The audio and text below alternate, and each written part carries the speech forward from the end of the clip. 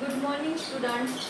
As we are studying about solid state, in earlier lecture we have studied about the classification of crystalline solids. Now our next point is crystal structure.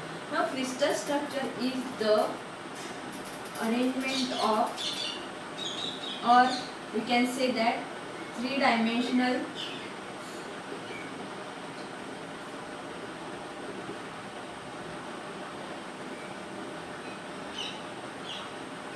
arrangement of particles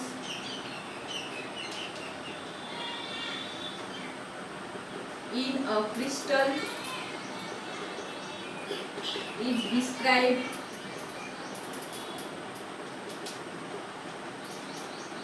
by two terms, namely lattice and basis. Now, what is the crystal structure? It is nothing but the three-dimensional arrangement of particles, that is the constituent particles. It may be ion, atom or molecular, as we have studied earlier in classification of crystalline solids. Now, it is the constituent particles are arranged in three-dimensional arrangement of in a crystal. Namely, two terms are noticed here: lattice and basis. Now, what is lattice? Lattice is the geometrical arrangement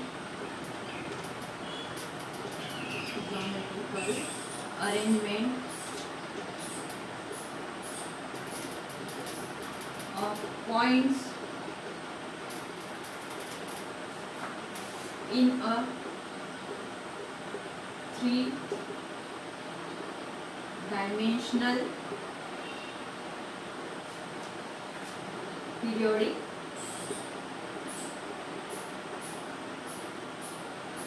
array. Now, crystal structure we have studied two main points, namely lattice and basis. What is lattice? Lattice is the geometrical arrangement of points, means geometrical arrangement of constituent particles in a three-dimensional periodic array. Now, these lattice points or the constituent particles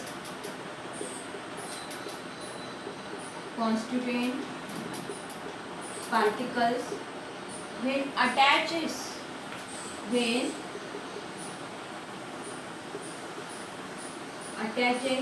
or attached to each of the lattice points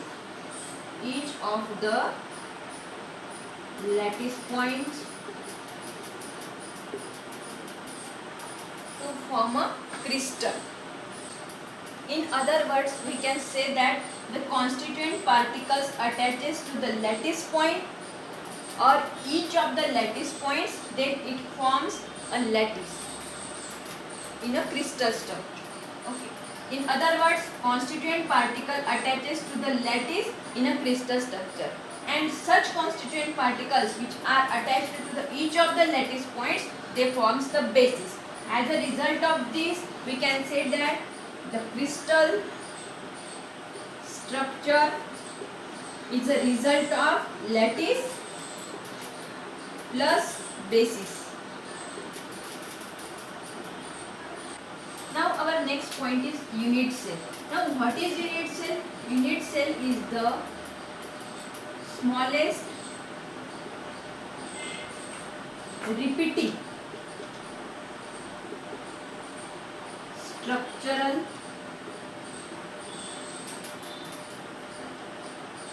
unit in a crystalline solid.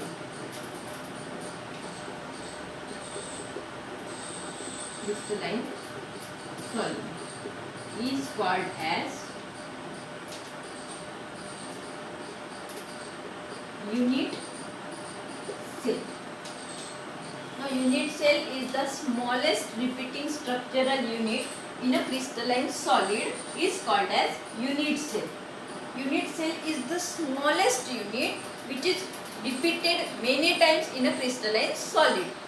Now, we can say when the unit cells are stacked together, means these total unit cells or number of unit cells are stacked together in a crystalline solid to form a crystal, then there must be one important note that each face, each of the unit cell shares its faces, its edges and its corners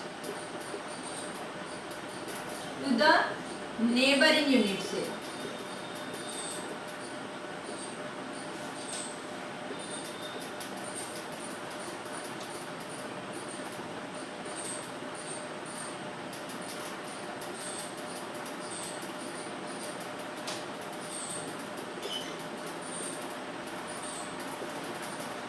It means that when we studied about the crystalline solid, unit cell is the smallest repeating unit, means it is repeated in a structure for many times and each of the unit cell shares its faces, its edges and corners to the neighboring unit cell.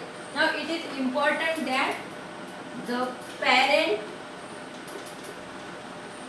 crystal structure matches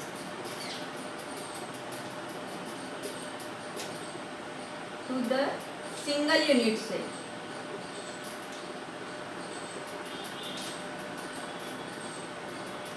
Now if the parent crystal is cubic in shape, its unit cell must be cubic in shape. Now the three-dimensional axes are denoted by A, B and C, whereas the angle between them are denoted by alpha, beta and gamma. Now types of unit cells.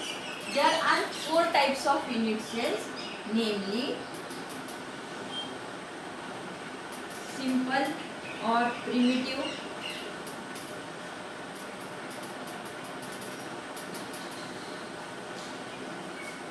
unit cell, then second body centered cubic,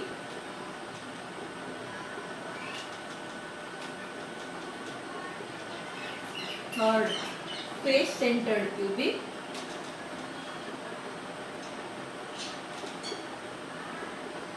and last base centered cubic.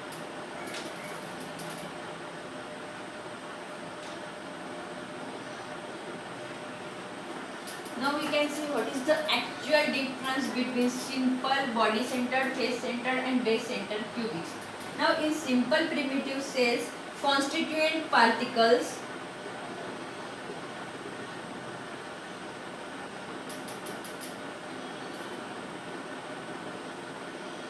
are present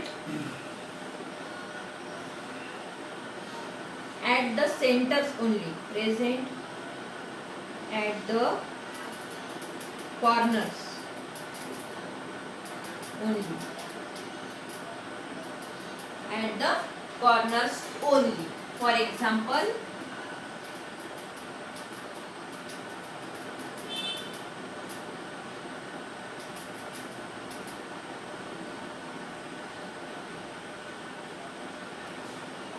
in simple primitive cell, the constituent particles are present at the corners only. Means in cubic structure, total 8 corners are occupied by the constituent particles. Means total 8 corners are occupied by constituent particles. Each of the unit cell shares is 1/8 part. Now in body centered cubic. Body centered cubic constituent particles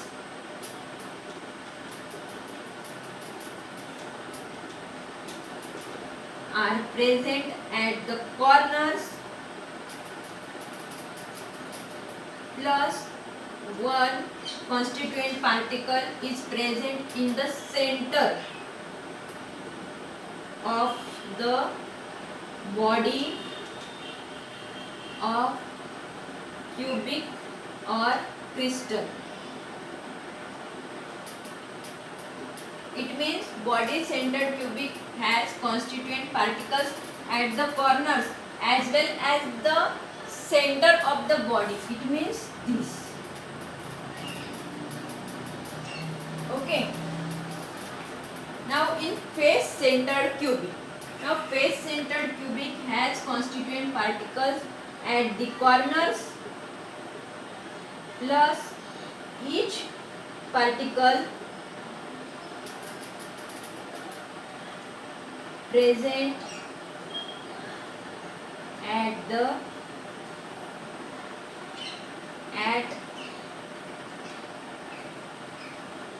each edges, faces, each faces of the crystal structure. Now in base centered cubic, the constituent particles are present. Constituent particles at corners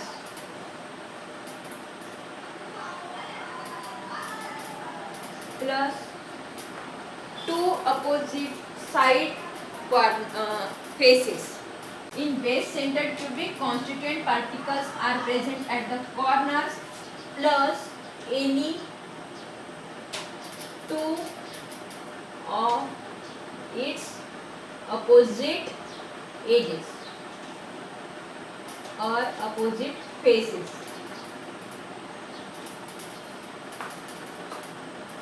Now face centered cubic.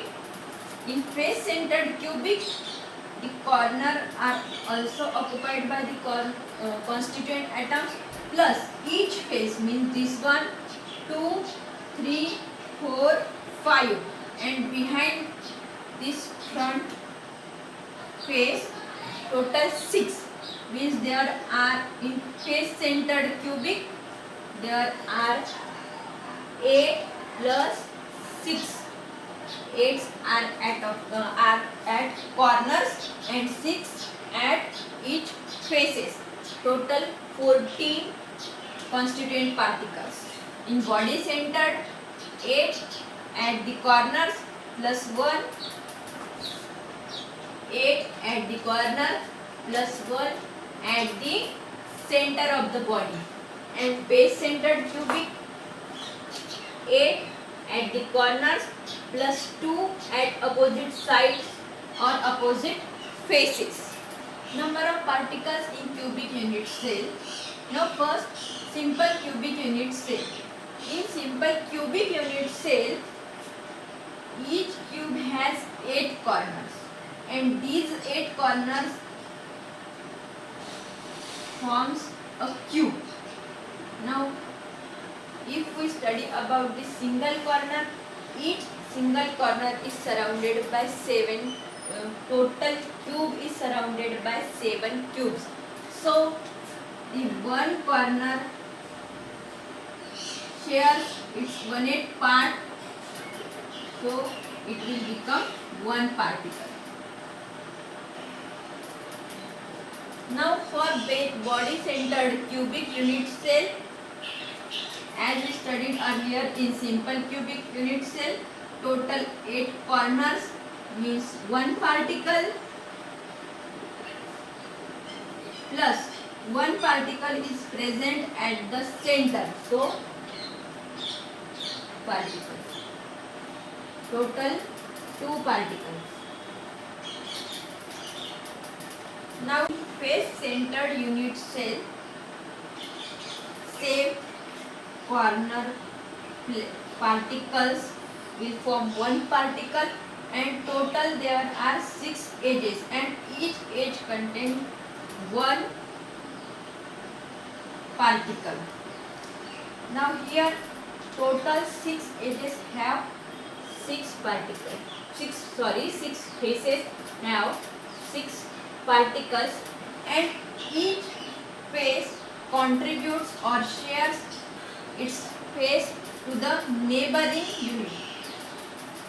neighboring cubic cell, neighboring cube. It means it can share its space or its particle to the neighboring. For here, same as that of here. So one particle for the corners and 6 particles are at the faces. Now as we see that, or as we see earlier, the 6 faces are there, and each face shares the space with the neighboring cube. It means it have half into 6 will be 3, and total particles will be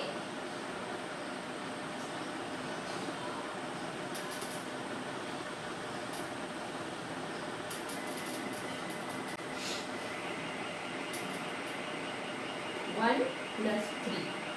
So there are total 4 particles in phase unit cell.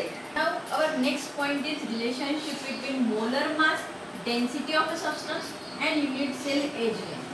First point, the edge length of cubic unit cell is supposed to have A, then volume will be A cube.